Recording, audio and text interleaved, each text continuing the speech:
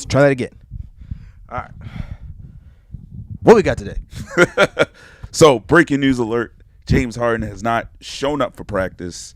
And as he stated when he was in China, he's not happy with Daryl Morey, and he is not playing. And, it's only going to get worse from here, so he says. So I want to know, what more could he do? How could he make this even more uncomfortable? How could he make this more uncomfortable? As in what? So, like, what's the goal? Like, this is on behalf of James Harden. We're trying to help James Harden out here? No, we're not trying to help James. I'm sure he can help himself. I just want to know.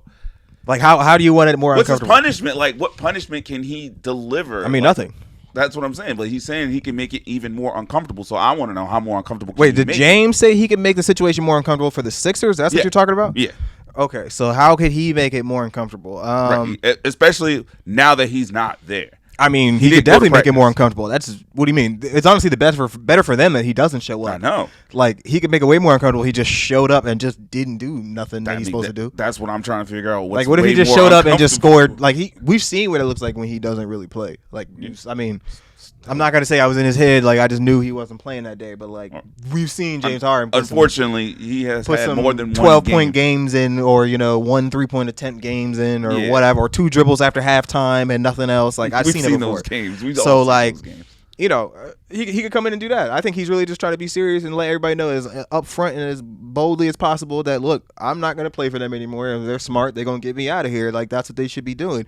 Not that there was the right way to do it, or he should have did that, because, if I was getting paid the kind of money he's getting paid, I'd just shut up and, be happy to get paid what he's getting paid and go do whatever. But, I know that's not necessarily the status quo for a lot of these, professional athletes. They all get money and they all have personal problems and feelings still too that may impact what they want to do and how they want to do it. And the relationships, they're still people at the end of the day, and relationships matter to them too. Being truthful matters to them as well. But I would have just said, I don't know why you trusted him in the first place, to be honest, bro.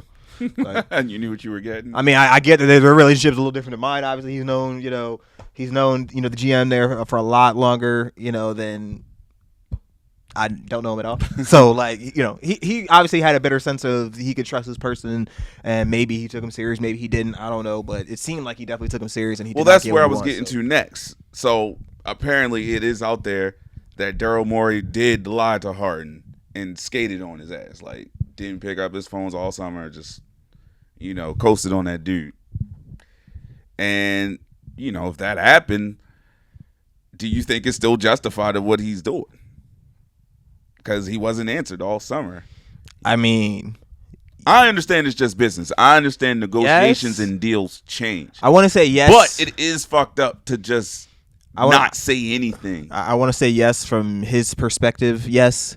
But from pretty much everybody else's perspective, no. That's what I want. Like, you get paid how much money to, like, it's not like you didn't accept the contract. Doesn't matter what he said. Like, you was cool with it at the time. So, like, you left him the room to maneuver and do what he had to do. I mean, this is big business we talking about. We're not talking about $20 here. We're talking about 36 millions. You know what I'm saying? So, like, if it was me, I really wouldn't want to be risking giving up any more money that I obviously wanted more money for. So, like, I'm a Sixer right now, and until I'm not, I know, right? I'm gonna make it known that I don't want to be a Sixer no more. And hey, if you trade for me, look at all these buckets you could be getting. That's what I would be doing. I mean, but that is what you're supposed to do, in my opinion. You are definitely I don't know. supposed. I don't know how it works though. You're supposed to go ball out. Kevin Durant showed you that's how you do it.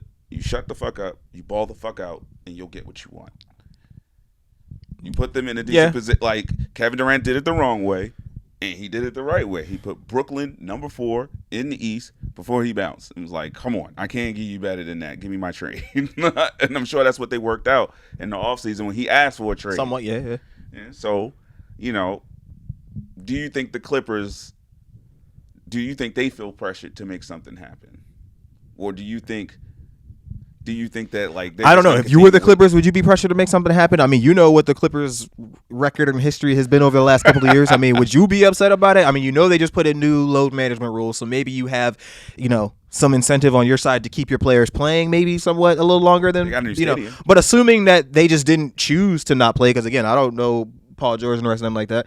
if he just chose that, he was really injured, he really couldn't play. Like, are you worried that that's going to happen again for the how many year in a row that somebody is going to be gone? At this point, you got to assume it's going to happen. At this point, okay. So if you're assuming that it's going to happen, which most people are, although I play devil's advocate, I don't think this year it's going to happen. I think this year they're going to have a full complement, and we'll see what happens. But I just think there's a lot of juggernauts in the East now that are, and in the West. I mean, you're going to have to deal with the Warriors. You're going to have to deal with the Lakers. You're going to have to, the Thunder. You're going to have to deal with the Suns. I mean, the Suns I still feel like are first round bounce. That's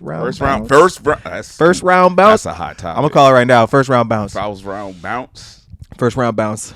I love Kevin, but I don't know, man. I like Devin, but I don't know, man. I'm gonna have to see who's I gonna like play Bradley too. I don't know. I'm gonna have to see who's gonna play some defense around here. And wait, who's their center? I think who is Nurkic, right? Yeah, I think Nurkic. Is it Nurkic now? I think it's Nurk.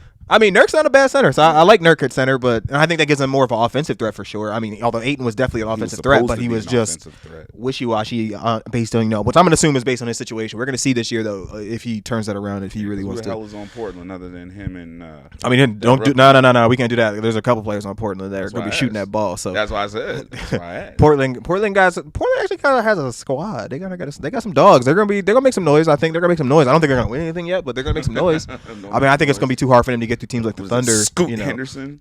I mean, Scoot Henderson's definitely gonna make some noise. I don't know, but that takes me to a secondary question though. Mm-hmm. Who you think's getting Rookie of the Year this year though? You think it's going straight to Wemby, or you think somebody else gonna come grab that bag? It's gonna be Wemby unless Wemby gets hurt. It's Wemby's to lose. I feel like I feel like it'd almost be difficult to not get it if you just go out there and be as big as he is and do what he does. 20 points. But it's average 15 points. He might, Rookie of the Year. knock on the wood or whatever. I mean, he might get injured. Something might happen. He might not be able to get it for whatever reason. If Wemby loses it, if it's his to lose, who's the runner up? I mean, I'm gonna go Scoot. You gonna go? I was gonna go Scoot too. I'm gonna go Scoot. All right, so we're in agreement on that then. I'm gonna go Scoot over under 22 a game. Under? You think he's going under? Under Rookie Year. But again, look where he's playing. You just talked all that nonsense about there's nobody else on the team. Over or under?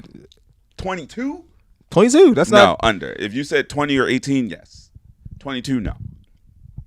All right, that's fair. It's only because you said 22. I'm holding the line. I'm going over 22.5. 0.5. Oh. 22.5. Okay. We'll see. We'll see where we at. Scoot, I got a lot of.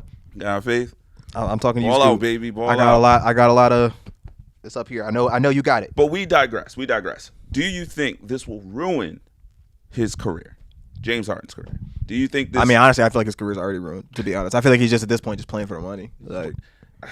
But he's rich. He's like. But that's my point. I mean, if you're already rich and you live a rich lifestyle, you don't want to be getting less rich checks just for no reason, right? I want to be out there bouncing that ball as long as they're gonna pay me to bounce the ball. So you believe he's done with the ring? He's like, fuck the ring. That's what your mentality. No, I don't. I think if he could still find a way to sneak his way into, like I said, the Clippers or something like that, then he's cool with that. But I feel like if it's just, hey, tough titties, sit here and deal with what you put yourself in your situation. You're on the Sixers now. Win it with the Sixers. I think he would just be like, forget it.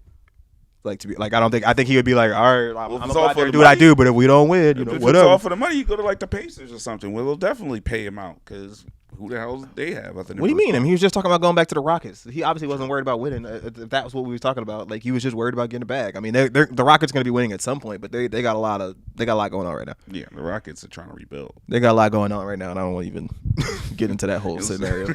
Word, you feel so way about the Rockets?